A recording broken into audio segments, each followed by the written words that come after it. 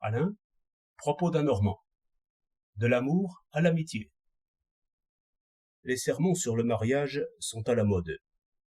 Si j'avais à en faire un, je le ferais sur l'amour et sur l'amitié. Tous sont d'accord pour dire que l'amour ne dure pas plus d'une lune. Il y a peut-être quelques exceptions, mais ce n'est pas la peine d'en parler. Dans presque tous les cas, si l'on veut qu'un mariage soit comme un asile pour les époux, il faut que l'amitié remplace peu à peu l'amour. Or, je vois là une difficulté qui n'est pas petite. L'amitié suppose la confiance et la franchise, deux sœurs.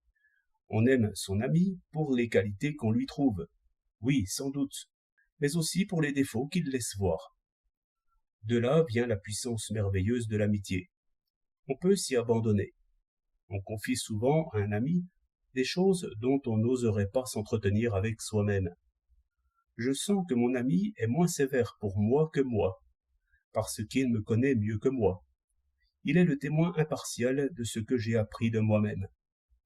La confession des catholiques est un effort pour instituer ces consolations d'amitié sans l'amitié.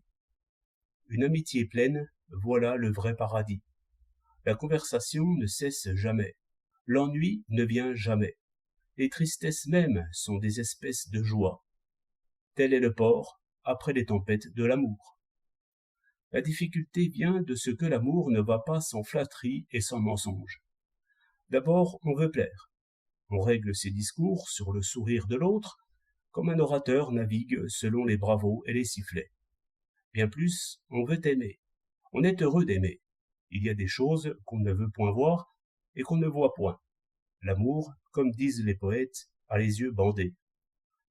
Mais, encore mieux, le désir produit une espèce de délire de tout le corps, qui fait que les plus petites choses nourrissent un plaisir infini, d'où il vient que nous trouvons un serment tout beau, et que nous le disons avec des mots brillants et triomphants, comme le pan qui fait la roue.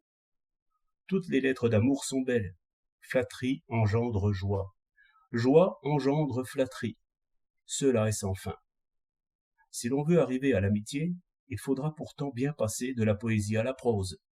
Il faudra retirer quelque chose de ces éloges.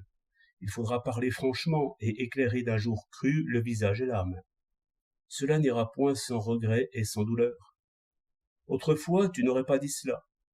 Presque toujours, l'orateur revient à ses anciens discours. Il est condamné à répéter son catéchisme. C'est comme les petits mots d'amour. On peut en découvrir de nouveaux, mais il ne faut pas négliger les anciens. Ainsi s'allonge la liste des politesses. Échapper à cette tyrannie des rites, penser ce qu'on dit, dire ce qu'on pense, c'est tout l'art du pilote dans le mariage. Voilà le cap des tempêtes qu'il faut doubler. 14 mai 1908.